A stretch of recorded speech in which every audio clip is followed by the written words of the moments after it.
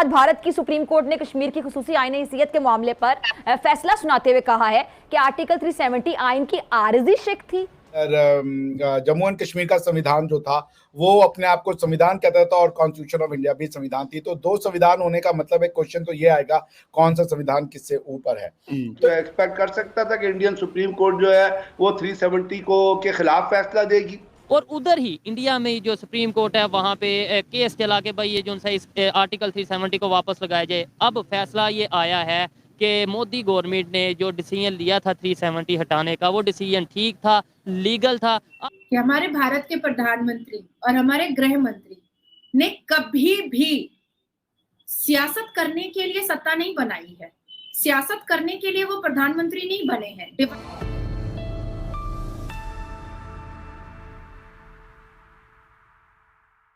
दोस्तों, जब आर्टिकल 370 को हटाया गया था तभी भारत के कुछ नेताओं, जर्नलिस्ट और ओपोजिशन के कुछ नेताओं ने पिटीशन दायर किया था आर्टिकल 370 को जम्मू और कश्मीर में फिर से बहाल करने को लेकर। और जैसे ही सुप्रीम कोर्ट का फैसला आया जिनमें कहा गया कि आर्टिकल 370 टेम्परेरी है और इसे रूलिंग गवर्नमेंट ने पूरी प्रक्रिया के तहत आर्टिकल 370 को हटाया है तथा जम्मू और कश्मीर भारत का अभिन्न अंग है, जिसे देख पाक मीडिया काफी शोर मचा रही है। और आप फिजा खान के बारे में तो जानते ही होंगे, मोदी सरकार की बकायदा आला कार साबित हो रही है। अब ये जो आज भारत की सुप्रीम कोर्ट ने कश्मीर की खुसूसी आईन हैसियत के मामले पर फैसला सुनाते हुए कहा है कि आर्टिकल 370 आईन की आर्जी शिक थी। आज तमाम जजेस ने एक ही फैसला दिया है। एक पहला केस था कि जम्मू एंड कश्मीर में पोशपुरा के इलाके में 100 औरतों की एक लाइन में खड़ी होकर 4 राजपूताना राइफल एक यूनिट थी इंडिया की, उन्होंने 100 औरतों को, जिनमें तमाम उम्र की औरतें शामिल थी, उनको एक लाइन में खड़ा करके उनके बच्चों के साथ, उनके बड़ों के साथ उनकी आबरू रेजी की थी। और ये केस जो है ये इंडियन कोर्ट्स तक गया और कोर्ट्स ने उस केस को नल एंड वाइड करके वापस भेज दिया। मैं टीवी पे भी लोगों को देख रही हूँ बात करते हुए, तो सब नेगेटिव ही बात कर रहे हैं। उनका यही कहना है कि यूनाइटेड नेशंस में जाना चाहिए और पाकिस्तान के हर पाकिस्तानी को, चाहे वो पाकिस्तान में हो, पाकिस्तान से बाहर हो, उसको ट्वीट भी करनी चाहिए, शोज भी करने चाहिए, बात करनी चाहिए, भारत के खिलाफ बात करनी चाहिए। नेहरू के जमाने में ही human was said to remove the कबीला of Pakistan from Jammu and Kashmir and remove the bulk of Indian army from Jammu and Kashmir.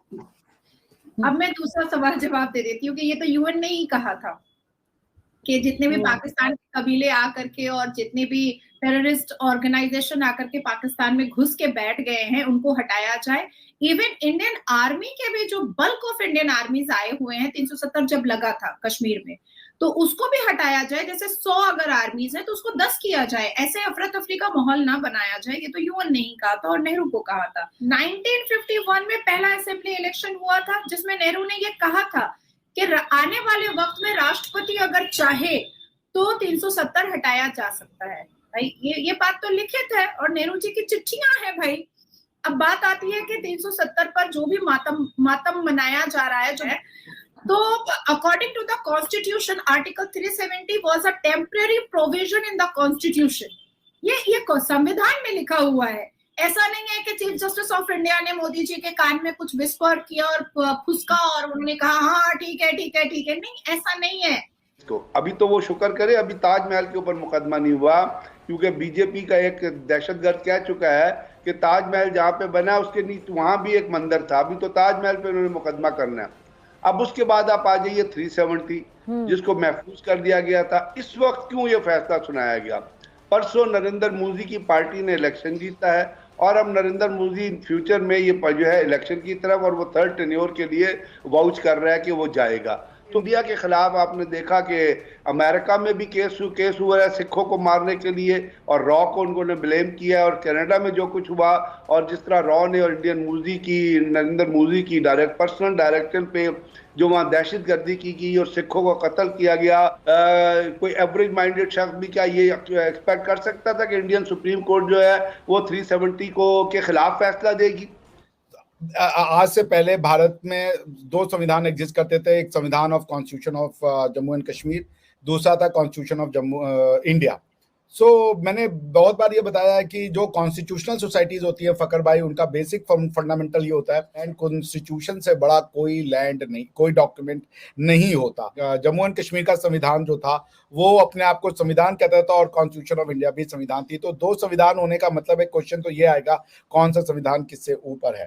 तो इस तरीके की कुछ प्रॉब्लम थी। आज के डिसीजन के बाद सुप्रीम कोर्ट ने ये साफ कह दिया जम्मू एंड कश्मीर का संविधान सीज टू एग्जिस्ट, वो अब एग्जिस्ट नहीं करेगा। इंस्ट्रूमेंट ऑफ एक्सेशन के अंदर ये डिवाइस है, अगर वो इंस्ट्रूमेंट एक्सेशन ठीक है जो इन्होंने जो पोर्ट्रे कर रहे हैं, तो उन्होंने तो सिर्फ 4 शोबे इंडिया को दिए थे, कम्युनिकेशन, डिफेंस, इकोनॉमी और एक और शोबा था।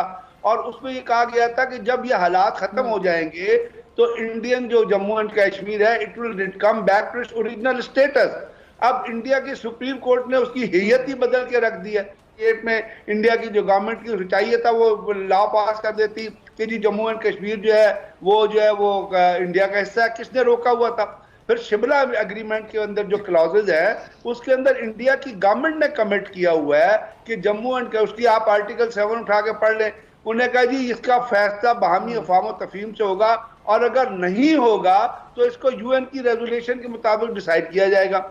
Jawaharlal Nehru is on record in saying कि हम कश्मीर, उसने तकरीर में अपनी कहा था, उसने खत पाकिस्तान को लिखा था कि जी हम कश्मीर का जो जम्मू एंड कश्मीर का फैसला जो है वो जम्मू एंड कश्मीर के लोगों की अपना जो ख्वाहिश को मद्देनजर रख के किया जाएगा।